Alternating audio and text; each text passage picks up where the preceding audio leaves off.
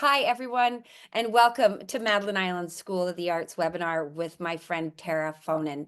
I'm Annie Meach Sumner, and I have the pleasure of hosting this webinar and spending the next hour with this celebrated instructor. Tara is an avid quilter, teacher, and a pattern designer based in Oakland, California. Her approach is about exploring the boundaries of color and design, always seeking that perfect piece of balance that challenges yet unites. In every pattern and class she offers, you'll find a reflection of this love affair with color and design. I can see it just in your background, inviting you to join her on a journey of creative exploration and expression. Tara, thank you for being with us here today. And before I hand the webinar over to you, I'd love to share with our audience a bit about Santa Fe, where Tara's workshop will be located this year. We are located in just a block from the historic Santa Fe Plaza and Canyon Road. A short distance from both the Santa Fe and Albuquerque airports is the Hilton Santa Fe Historic Plaza. It's a vibrant area it is rich in Native American, Mexican, and Spanish cultures with art galleries, cultural events, and the nearby Georgia O'Keeffe Museum. Our accommodations and studio space reflect New Mexico's authentic Southwestern style, and I hope you will join us all there, sketching with textiles and Tara. Oh, I like that. I just added that. May 12th to the 16th on our Santa Fe campus. Just as a reminder, before I pass this over, we will have a question and answer time as time permits. And at the end of the presentation, that's what we'll be doing. So put your questions in the chat box and we'll get to as many as we can. Without further ado, Tara, I'm going to go ahead and hand this off to you. Thank you so much. Excellent. Thank you, Annie. Yeah, you guys all have to say Santa Fe was such an awesome experience, even though it was like we were still all in shock from the whole pandemic situation. Despite all of that, the minute Annie got in touch with me and Mary at Misa and said, "Would you like to do another class?" I said, "Yes, absolutely." So Santa Fe, if you've never been there, is not a city to miss. It's amazing. Okay, so let's talk about what we're going to do for our intensive week in Santa Fe. And so I'm going to go ahead and share my screen because everything's better with pictures. So here's the dates: May 12th through 16th in Santa Fe. 5 glorious days and nights. You really don't have to sleep. You can, you can sew all day and all night. We have a dedicated studio for us, a dedicated room where you keep your sewing machine set up and all of your stuff can be kept there. So you can just wander in whenever you want. And so I think there are stipulations, like maybe you have to get kicked out at 1 a.m. I don't know what it is, but you will have access to sewing all the time. So what this week is about intuitive play. Because as quilters, I just think all the time about how we don't get the opportunity to sketch. And I have done a lot of painting and drawing in my life, and you always start with a sketch. You don't just whip out the paints and like paint up your final piece. You have to start somewhere. And so for me, these little studies, not only are they sketches, they allow me to work up ideas in a minimum amount of time. I run a quilt business and I don't have time to make giant quilts all the time. So this allows me to keep that play going and try out new ideas, but also be able to make, a ton of quilts without a lot of time. So I've made more quilts in the last 2 years than I ever have in my life, like hundreds of them. And they're all like 14 inches or under. But hey, so one thing that I like to do when I'm thinking about intuitive play is just play first, just play. And you're going to make bad stuff. I call it first pancakes, and I have some pictures to show you. But start with an idea. Is it color, shape, proportion, mood? Like, what is that one proposition that you want to explore? And then you explore it. You take pictures of your work, you think about it, you reflect on it, and then you go, what if I just did this one thing different? And so working small in these, I call them block studies, working small allows you to take an idea, play with it, develop it, and do it again. And make small changes. And it's really incredible because in a big quilt, well, there's a lot of pressure to have it be good, to kind of know what you're doing when you begin often. But with small studies, you can one and done and move on to the next one. So if you want to start with color, it's such a fun place to start, right? I'll often, when I'm working on big or small quilts, it doesn't really matter, but I'll start with color, a mood that I want to set, right? I build up that color palette, I cut fabrics, and I let that evolve. For me, everything is about evolution, and everything is improv, right? Because we're often under this kind of misconception in our quilting world that improv has to be wonky, but improv can absolutely be precision piecing. But improving the design, improving the color, like where does it go? I'm a precision piecer, but part of my favorite part of the whole process is just cutting colors or getting out scraps and sorting them, right? Letting the colors run through my hand really gets my excitement level going. And then, so often what I'm doing, and these are big quilts that I'm going to show you first, and then we'll talk about the block studies and what we're going to be doing for the week. But that intuitive process is really just not knowing where you're going, right? Like just making things. And so what I love to do is make blocks on repeat, because then you get to play with the layout. What do you want to express? What are you trying to say? And so I just made a whole bunch of half square triangles with all of those colors that you saw and more, so many more. And then I thought, okay, what am I going to do? what am I going to do with all these half square triangles? So I laid them out. This was my proposition. Let's go from warm colors to cool colors and see if we like that. And sometimes you have to add some sashing, because this was a period of my life when I couldn't really cut and sew. I had a lot of neck and shoulder issues, and so I had to use sashing because I wasn't trimming up these blocks. So I did that, and I thought, doesn't really float my boat. And then I did that, and I was like, well, that's getting somewhere. Okay, I think I like that. And I did a whole lot in between, you guys, but we only have like half an hour for this webinar, so I am skipping a lot of the pictures. And then it evolved into that. And that's just, I just let that quilt evolve. I had no starting point other than a pile of fabrics and the idea of a half square triangle. So that was my proposition. Joyful colors, half square triangles. Let's see what happens. For me, honestly, it is about finding that inner child. This is a picture of my niece. She came over, I made her a quilt, and I said, go to you guys could see it behind me, go to the wall of fabrics and just pick out some colors, and then I'll make you a quilt in those colors. You guys, it took her 2 minutes to pick these colors out. Wow. Right? 2 minutes. And look how pleased she is with herself. There's no judgment there. It's just pure joy. And that is so hard for adults to do. It is so hard for us to do. Or I'll speak for myself. It's really hard for me to do that, to let go of that judgment or that criticism, the critique, the self-critiquing, the is it good enough? So for me, I often really think about that moment. I really do. I think about that moment where she just went over to that wall, she grabbed those fabrics, and I made this quilt for her, and she loved it. Let me tell you, it was really hard making this quilt, these colors for me, because they weren't my colors. But boy, she was really happy with that quilt. And that process, I think about it a lot, what I learned from that little 3-year-old. So often I'll start with shape rather than color. So this was, let's make some hourglass blocks. And you could see my initial proposition in the design was laying out the dark colors so that they touched each other, and then the brighter colors so that they touched each other. And if you squint, you can kind of see that line of color. And while this was fun, I didn't know where it was going to go. And I was like, well, how, I like to have a process of discovery. If it's a big quilt, small quilt, I don't care. I want there to be something that I discover along the way. So I was at this point in the quilt where I just had all of these laid out, and I took a picture. And then I was trying to adjust, because this quilt in particular really resists having photos taken of it, because I think there's so many colors. I don't know why. I can never capture the color. So I was going into my phone to adjust the colors. So that was one part of the quilt. And I saw all of these filters, and I was like, oh, that's cool.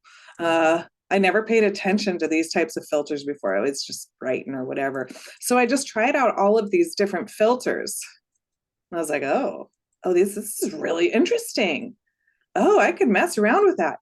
And that's when I started putting that area together. These were out of order a little bit, you guys. But that is how that quilt ended. And again, like I say, if you shut your eyes for a second, this one actually somehow captures the picture. But what I ended up doing was just taking those filters and just making different areas. And I didn't really care if they related or not, because I just thought it was cool. And it actually doesn't really relate. The quilt is it's a kind of an odd one. And I wish that I could get the colors correct, but that was a really fun, that turned out really fun. So here's some different areas. And it was just, I mean, there's probably 150 colors in this quilt, because that's what I was doing. And I was in another state where I couldn't trim anything. So I had to just, put it together the way it was. But that was a pretty joyful experience. So out of that, let's talk about the small pieces. What happens when I'm done with a quilt is, I have a lot of leftover pieces because I'm a cutter and a piecer, and I don't know what I'm going to do. So I always end up with like enough to make 3 quilts, or at least 2. So I started taking these small pieces and working them into small studies. And like I was saying earlier, what these small studies are is they're the opportunity to play. They're the opportunity to ask what if. And for me, what happens, and I'm just going to actually come out for a second and talk to you guys. So what happens for me is, and I was just stuck in this, so I was working on this block of the month for next year. But what happens is I go, ooh, was it good enough? Is this good enough? Like I get overcome with that fear that it's not going to be good enough, and I'm going to made this giant quilt and it's just not going to work out. And a lot of that fear has to do with failure, right? I mean, I think most of us suffer from some sort of fear in our creative practice, but I think the fear helps us grow as well. So I don't think fear is a bad thing. But for me, when I'm focusing on the process rather than the product or the outcome, I always have a much better time, and I'm always able to tap into that intuition. When I'm focused on the outcome is when I get all in my head and I'm like trying to like intellectualize the design process or the discovery process, and that's when I always get tripped up. Or when I think, often I have to make quilts for consumption by other people, right? Not just when it's my own quilts, I don't really second guess anything, but when I'm making quilts for patterns or for classes or whatever it is, I'll often start second guessing a bit. We're like, well, people like this, well, that's the kiss of death. Like, you'll never please everyone, and you have to please yourself as the creator, and just have faith that maybe other people will like it too. But I just get in my head about all of it. And so when I'm working small, I get to take a break from all that. I get to find that inner child and play, because I mean, it's 10 inches of a quilt, 12 inches of a quilt. It takes an hour, sometimes a few hours if I'm hand sewing it. But it's not a huge time investment. It's not a huge materials investment. And so if I don't like it, it's okay, because I can also look at it and go, oh, good job. Like, you made something ugly. Because I feel like when we're using our intuition, it's not always going to come out great, right? Like, it's sometimes like you're just playing, you're like, I don't know what's going to happen, and we're not going to knock it out of the park every time. It's impossible. And it would just be, it just wouldn't happen. And also, if we make something that's really good every time, for me, it means I'm not growing. I'm not like challenging myself. I'm not stretching out of my comfort zone. So that's what these small studies are about. Right. So when I'm playing small, I allow myself to have that freedom to just explore.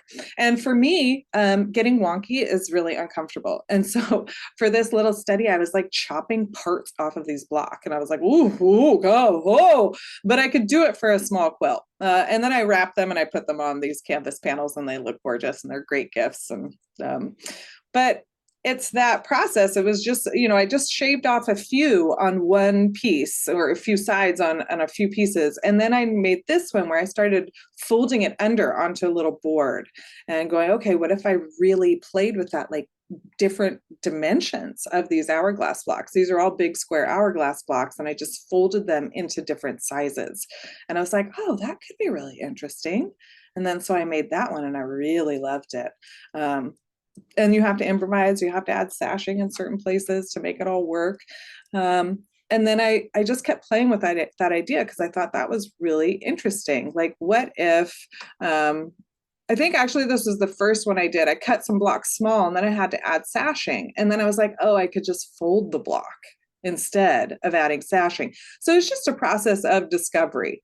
And then I was like, ooh, what if I folded the blocks and added some line on top? And that was the next one that I made. And I made all of these actually in about a week time. I was kind of just working on this idea. And that's how that one came together. And I super love that a lot. Really love this little piece. So I'll try the same thing out in different color palettes as well, because well, the reasons are so many, but color is has such a profound effect on the design and the block, and applying color to a block or to a study really obviously drastically changes not only what you might do with it, but how you might design it, how you feel about it. It's just like trying on different hats, different outfits. So my hourglass blocks tried on a different outfit. And this outfit kind of turned out a little crazy, a little clownish. And I wasn't actually super pleased with this. I'm still like, eh.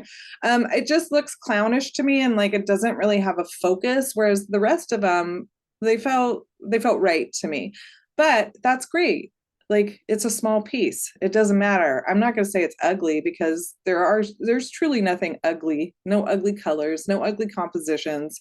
You might not like it, but that doesn't mean it's inherently ugly. It just means that you're not pleased with it. So trying out different colors, right? But even within a color palette, and we're going to go in depth into this in our week together in Santa Fe. So, like how do we create a color palette, right? How do we draw color? How do we use color intuitively? How do we bring value into it? But even within, like, let's say this is all the same color palette, these three pieces, you can express it differently by emphasizing or having a higher proportion of some colors being used. And what a difference these three pieces are, right? And so that's one of the things that's really fascinating to me about working with a set color palette, is how do you express different feelings based on the amounts of color that you use, right? And so we're not even talking about the shape of the block, because all of these are kind of based on proportion, different sized blocks. But what happens when you emphasize a certain part of the palette? What happens if you just remove one color? What happens if you add one color? It's fascinating, and we're going to play a lot with that during that week. So we're going to be diving into color and value, because value, I'm not even going to gloss over value, because you guys will get that in Santa Fe. Value is so important. It's so much more important than color, and one of my favorite things to play with. But color and value together, we're going to go over that. And then we're going to talk about shape, line, proportion. And every day I'll be giving you guys different prompts. Now, this is your class if you come, and I hope you will come join us. But you get to do whatever you want. You guys, I'm like the worst student. Like, the teacher tells me to do something, I'm like, and then I like go do my own thing. But I love taking classes, but I absolutely listen to the teacher. But then I'm like, I think I'm going to take that in my own direction. And that is exactly the point of these sketches, is that maybe something is going to spark your idea, or spark an obsession with you, and you just have to follow that rabbit hole. And the rest of class, we might move on to something else. But so we're going to be doing daily prompts with shape, with color, with value, different, a bunch of different exercises to get you guys just really flowing. And of course, I'll be there to provide any feedback that you might wish to have. Tara, can I ask you a question before you move Absolutely. on, if possible? Someone's asking, do you find that you're moved to make a larger quilt from a study? I mean, it's sort of, I noticed it there. Or are you more, or are they more often fully satisfying as they are, the little studies? I mean, Um, yeah, that's such a good question. Both. Sometimes they're fully satisfying as they are. I've been really obsessed with squares lately, and I hand piece. And I will show people how to do that in Santa Fe, because it's very gratifying. But those little square quilts, do they need to be bigger? I don't think so. There's something so beautiful about working with like 3/4 inch squares in a very minimal space. And I think that they're great, and they're done when they reach 10 inches. But others I'll do, and I'll be like, ooh, I want to work that up into a big quilt. And actually, a friend of mine she's learning how to quilt. she came over and we went through the whole process. She's actually taking that hourglass with the lines and making a big quilt out of it. Oh, Yeah. wow. So Will you yeah, show and that picture again? That's the one with the straight lines and then mhm, the hourglass at the bottom. So mhm, that was a small study that she's turning into a larger one. Is that mhm. Yeah. wow? Yeah, 60 inches. And so definitely some of them I really want to work up into larger studies. I mean, the problem is I don't have time. That's the problem. So they're pretty satisfying because I actually get to play and sew and quilt for myself. But yeah, there's some of them where I'm like, oh, I want to Do you, go on. I noticed you use mostly solids. Lori Mhm. is asking that. It is primarily solids. Is there a specific fabric you like? All of them. I All love of all of them. okay. I use solids because I was a textile designer for a long time in the quilting industry, and prints became work. I love prints as a print designer, right? Like I love them. And my favorite things to design are vintage florals. Like it's like my favorite fabric to design. Mm. But do I use vintage florals in my quilts? No, because it just when I was transitioning into school and work as a textile designer. Um, I didn't even realize it, but I just made the switch to solids because I didn't have to think or analyze the pattern or do anything, right? Uh, Mhm. yeah, prints And became you, work. I have another question. This is actually my question. Do you have a favorite color? What's your favorite color? Well, it's I bet you people in the chat can answer. Oh, can we do it? Can we play game? Oh, Great. let's do it. Okay, you guys, whoever's here, like, what's my favorite color? Yep. Oh my God. Magenta? Yep. That's it. Oh God, gorgeous. I love it. Fuchsia, Yeah, fuchsia, cerise. cerise, magenta. Yes. But a, what it's morphing into, my newest favorite color, let me go get it. My newest favorite color is What's like, wrong with blue? Do you not like blue? I don't know, I like blue, but I feel like it's like kind of it, I don't know, it's vanilla for me. I'm a warm color kind of person. Yes, yes, yes. Um, that's just where I go. But I just was working with Wyndham. We're coming out with new shot cottons. This is my new favorite. It's a little lighter than magenta. It's like more of like a gumdrop, but a Yeah, bright gumdrop. If you guys know, really. oh, it's like the best. Oh. And then you pair it with that orange, and it's like, is there Yeah. anything better? I That don't think just so. that screams Tara Faughnan to Oh, me. Yeah, oh. absolutely. And another question for you from me again. Sorry, I Okay. keep Yeah. asking. No. Sorry, Love it. folks that have joined us on Tara's and Annie's webinar. Who are artists and quilters who is or are artists and quilters that have inspired you? Oh, my number one inspiration is Rosie Lee Tompkins. Oh, She was a Bay Area quilter here, and I've had the opportunity to see her quilts in person many times. Never met her, sadly, before she passed away, but Rosie Lee Tompkins. okay, Yeah. that's wonderful. And you said you did have a chance to meet her? Oh, you didn't. Oh, No, but wow. What I an did have a chance. I got to touch her quilts. That's amazing. So there's that. You had mentioned those shot cottons that you were just showing us. When are those available to everyone? They'll be available sometime this summer. Okay. Has that been a Mm, long yeah, project for you maybe. or yeah. Yes, I love What a creating cool. colors. It's one of the things I miss most about working in the quilting industry is that I used to get to create colors of Yes. solid fabrics. So the opportunity to create colors again with shot cottons is, I love it. I'm like, ooh, what color do I want? And then I get to have it. So I'm like, Oh, that's amazing. yeah. Someone said, do you have a favorite colored pencil crayon for your sketches? Hmm. No, I don't know. Do you use a pencil crayon when you do your sketches? Do you sketch it out first? I No, didn't think I so. sketch with fabric. Yeah, I figured. And Yeah.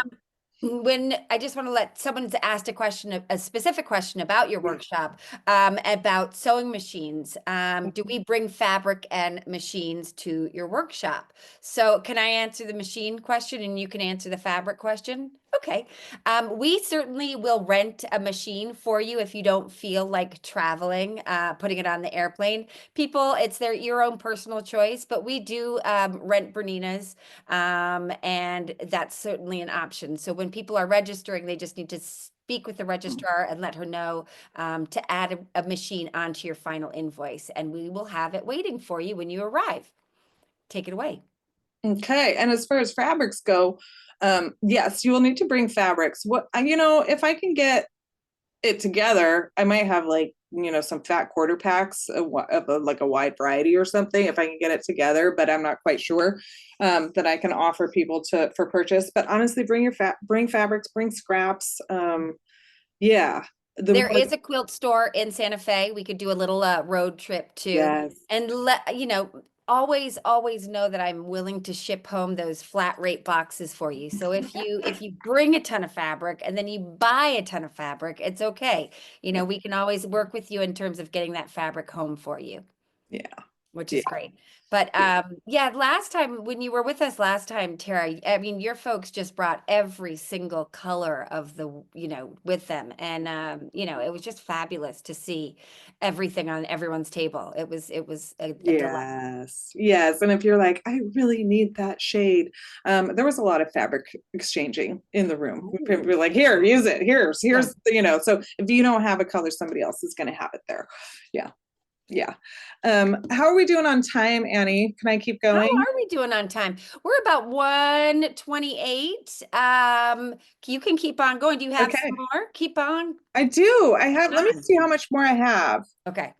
Oh yeah, not too much more. And also I can step it up.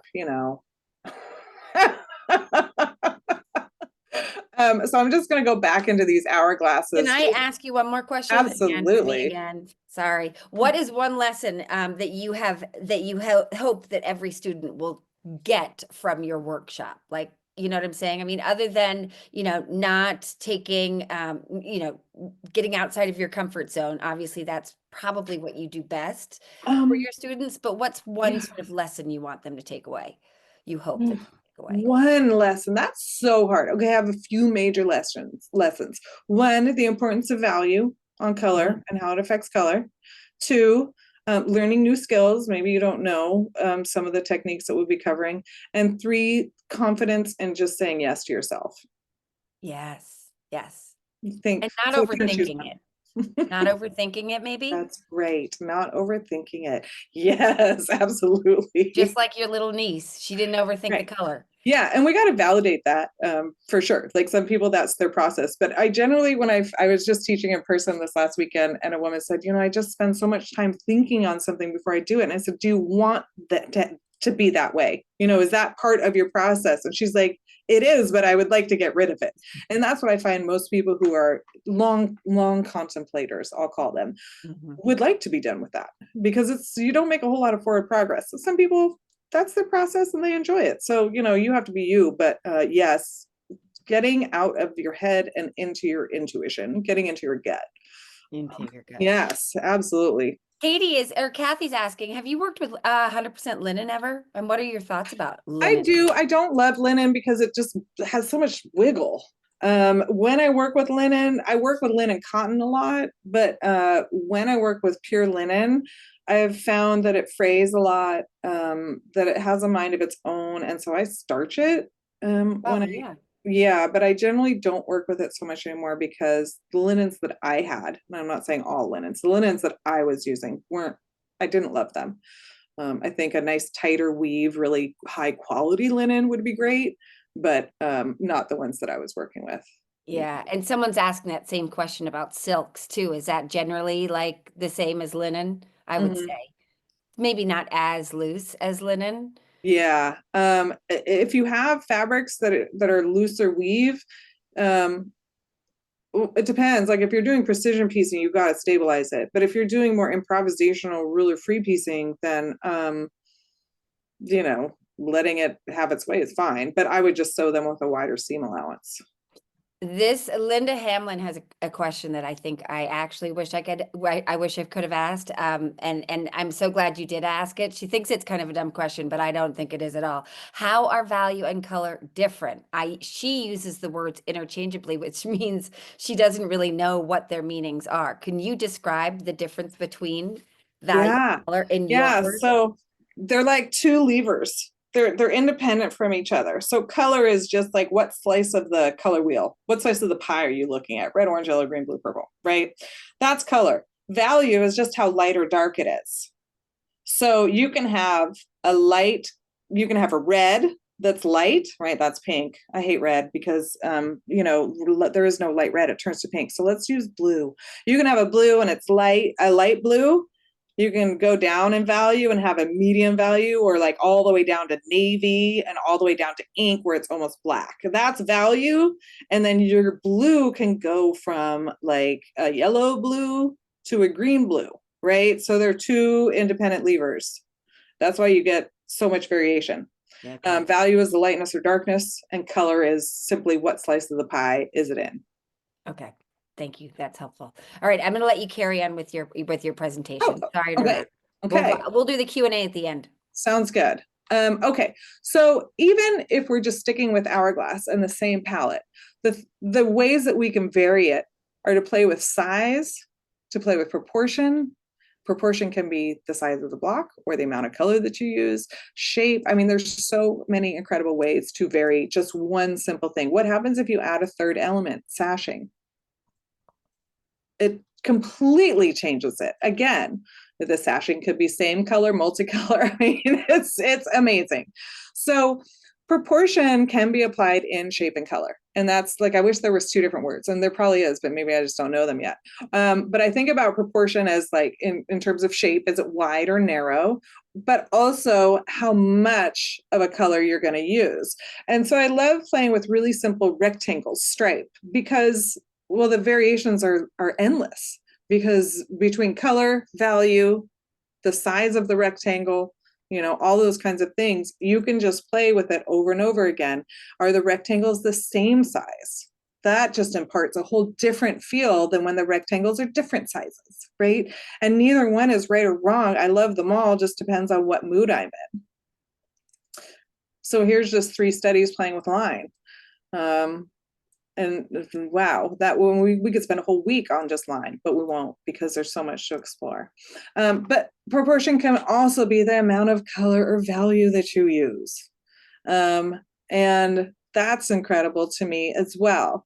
What happens when we reduce the colors? What happens when we, repetition is such a wonderful design element to play with. And so like on the bottom right, we're repeating dark colors, dark blue, right, with just a few pops.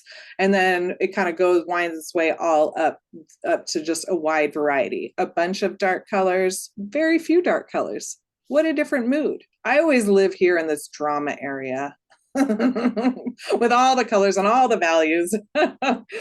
And just applying it, these are 4 studies that I did, obviously using the same color palette and just playing with different ends of that color palette spectrum. And how does it express itself? We all have an intuitive line. I absolutely believe that. We all have shapes that really speak to us, or orientations in our quilt that speak to us. And so it's really fun to kind of go outside of your comfort zone. I mean, these were definitely outside of my comfort zone. And then I got over here into my comfort zone. But that's what small studies can do, is allow you to experiment. So these small studies are about process over product. I know when people take a class, they're like, a lot of people want to make a whole quilt out of it. And you can work any of these up into a larger quilt after the class, or in class if you're inclined. Like I said, you get to do you. But I wanted to create a class centered around play, because when I'm a student, like I said, I love just spending time playing, following ideas, not having to make a quilt. Just like, it's such a gift. Such a gift. So in this week, we're going to focus on play rather than outcome. We're going to ask, what if, right? We're going to be honest, and it's okay if you don't like something. But fear and judgment is the killer of creativity. So it's okay to be in fear and to be in judgment, but we have to move out of it, right? I fully think it's fine to have those more negative aspects of creativity. We all go through it, right? We all go through ups and downs. But there is no mistakes in play. I don't know where that quote came from, but it's absolutely true. There are absolutely no mistakes in play. Children, have you ever seen a child and they're like drawing? They don't sit there and critique it. They're just like, look what I did. It's amazing. I don't know why we learned. I mean, judgment is important. It keeps us alive. So I know why we have judgment. But it's hard to take it out of our creative play. And being okay with not knowing where you're going. Being okay with being uncomfortable. that's been such a gift, a huge lesson for me out of these small studies is like being comfortable with being uncomfortable. That's a real gift. So here's just some of the small studies that I've made over just the last year, and they're all wrapped on canvas, and they were all just different explorations. Sometimes they're really precise, sometimes they're kind of wonky. That last one was hand sewn. This was machine sewn. Here I'm obsessed with squares again, and that's the example of like I don't think this piece needs to be bigger. I think it's perfect the size that it is. Wonky shapes, improv curves. And I'll show you guys in class how to wrap them on canvas frames and all of that. And quilting, we're going to go over basically start to finish how you might begin with color and end with a quilted wrapped piece. Yeah, so just lots of different fun explorations. It doesn't have to be maximalist. It can be minimalist with some negative space. Well, that's as minimal as I go. This was a fun raw edge exploration. Just all raw edges. Loved that. And so I just finished it and mounted it on top of the backing rather than sewing on those borders. But I just want to say that not everything needs to be great or even good. I was obsessed with these X's, and I have tried over the years, absolutely tried my hardest over the years to capture these X's, and I've failed repeatedly. And this was a big quilt. And let me tell you, I was a little disappointed, but I'd had enough failures under my belt at that point that I was like, it just didn't work out. But here I go again, right? And again, and again, and again, I've made these X's and never fully captured them. Here's a piece that I didn't love, but it definitely sparked the idea of something else. And I call these the first pancakes, right? You got to start somewhere. And I just didn't love the outcome of this. And if you love it, that's great because everybody gets to have their own opinion. Here's another piece. I thought it was going to be really cool, but it just ended up being kind of weird and not like it just felt really just every time I look at it, I'm like, it makes me like kind of cringy and like this so high energy. There's something about it. That one I also thought was going to be a cool idea, which just kind of turned out to be a snooze fest. It wasn't as cool as I thought it would be. So yeah, I just want to say failures are important too, and we should celebrate them because it means that we're growing and experimenting and playing, and we're not gonna just like hop on that bike and ride off into the sunset. We gotta fall over a few times. So that's what we'll be doing in our week. Tara, thank you. Just listening to, sort of your experience through this, it just seems so attainable to do this Yes. small study. Yeah. It seems like, I feel like so many times quilters in their workshops, when they're doing improv, are doing such large pieces. Mm-hmm. And it's so easy to get screwed up and not like it, and then be like, oh, well, you know what? I've come this far, I've got to finish it off. But having that small study, it really is. When you had mentioned to me sketching with textiles as sort of what the class, the name of the course was going to be, Mm-hmm. I thought, how in the world do you do that? But really, truly, sketching with textiles is exactly what you're doing in these small studies. So thank you for breaking that down.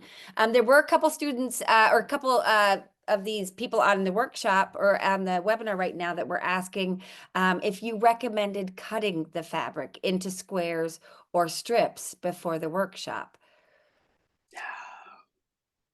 I No. mean, let me think about that because yeah, maybe there's some prep work for folks to do at home. So I'll go over that for people that are enrolled in that. Like, here's some things you might want to do if you have some time at home to prep. Yeah, But we have 5 days, so it's a right. nice long time, and you never know what's going to catch your fancy and what Yeah. direction you're going to go in. So yeah, I'll update that. Let me write that on my. I'll need to write that down. I will forget. Okay, ladies, that mind. More specific prep work. Yeah. And Okay. what is, I love it. You're just like my mind. I'm Hopefully I like, won't so lose nice. that. Yeah, exactly. That big sheet of paper. Great. You'll lose Yeah. it. Do you recommend, oh, well, I was going to ask, what makes a shot cotton different than a general cotton in construction and Excuse ink? me. Can Yeah, it's you woven. explain that? It's woven. It's a little bit like thicker than what you like a quilting cotton, so it's got like a little Oh, bit of tooth to it, and it's woven from two different dyed fabrics. So in solids, they're that dyed, like they take the whole piece of fabric and like dip it into the tub of yeah. dye. And this, they dye the threads. So we have like a pink thread, and you can't see it, but like an orange thread, like a light orange thread. Oh, And wow. so then they're woven together and they create like a whole new color. Fabulous color. Yes. So thank you. We're going to start wrapping this up, Tara. I think we had most everyone's questions. Interesting rug under the ironing board. Did you decide Oh between no, that's a quilt two? that I'm blocking. It's a quilt that I'm blocking. Yeah, yeah, Wow. yeah. So my whole studio is taken up with quilts being blocked right now. It's very That was a great question, C. Crag. Kristen Jenkins, we've got some more last minute Q&As going on. yeah. We'll have some, if you don't mind that we go through it. She's asking, where do you like to get your fabric? Do you go knowing what colors you want, or do you Oh, browse when you are there? both. I mean, knowing that you need some stuff will get me to the fabric store, and then I always browse. And if you want to buy online, like a lot of people don't have great fabric stores near them. If you Mhm. want to buy fabrics online and you're looking at solids, like I really recommend getting, hold on, the color cards for the different manufacturers. So you can actually tell the color because you can't tell color online at all. So I have all these color cards from the different manufacturers. This is Michael Miller's. Um, and then I can order online. Yeah. Oh, that's helpful. That's wonderful. Yeah. Where does one get that book? Online? Excuse Buy me. it? Yeah, you can get them online. They're Okay. called color cards, and Okay. they all the manufacturers have them. You just kind of have to Google it because you can't buy them from the manufacturers in general. Kristen said that is super helpful. Thank Good. you. Yes, And good. my friend and a friend Karen Boland, she says, "Thanks, Tara. My favorite Tara quote of the day. Are you ready for it? Yeah. Make something really good every time. It means you're not stretching, getting out of your comfort zone." So she's going to be chewing on that for a while. Love that. It's so true, Tara. Just, if you're not, if you're making something really good, you're not pushing yourself. Mm-hmm. I believe that firmly. And you're really wonderful about doing that so gently in your workshop, Mm-hmm. but also making people think sort of, about what they're doing and what more they can do. Um, yeah, that's sort of the way I see it Thanks, when Annie. I'm there. So thank you. All right, I think Tara, that has wrapped it up for us today. It was such a wonderful presentation. It just was really nice to sort of explain what sketching with textiles is about. For those of you that are interested, you can go to Tara's website and find the link there. You can also go to Madeline Island School of the Arts. Let me Um, put the and link. Let me put the link in the chat while everybody's here. oh, look at Um, you. I Fabulous. know. I just thought of that. So sorry. Go We ahead. love it. Keep going, Yeah. Annie. But I'll. Definitely. Thank you so much. Just want to let everyone know thank you for joining us all today. We did record this webinar with Tara, which was wonderful, and it will be available later this week. We'll also post it to our MISA YouTube channel, and it will also be living on your web page within our website. And we encourage you guys, if this is something that you even have wanted to do with Tara, we encourage you to join us in Santa Fe this coming May 12th to the 16th in Santa Fe. If you have more questions, you can certainly email us at misa@madelineschool.com. We hope to see you there. And other than that, have a wonderful rest of your day. Thank you. And Bye, we look forward everyone. to seeing you. Thanks so much, Tara. We appreciate it. It was fun catching up. Thanks, Annie. And I hope I see you. At least some of you, all of you, we can't make it into a one room, but we We'd like like a clown car. But 165 of you to come. Yes. I hope I Typically, see what some size, of what is you. the size that you like, Tara, of students in your workshop? I Typically, what? think we are capping it at like 18 or 20, Oh, right? that's lovely. That's lovely and a great Yeah. space. So Wonderful. All right, everyone. Thank you so much. We bye, always love everyone. listening to you.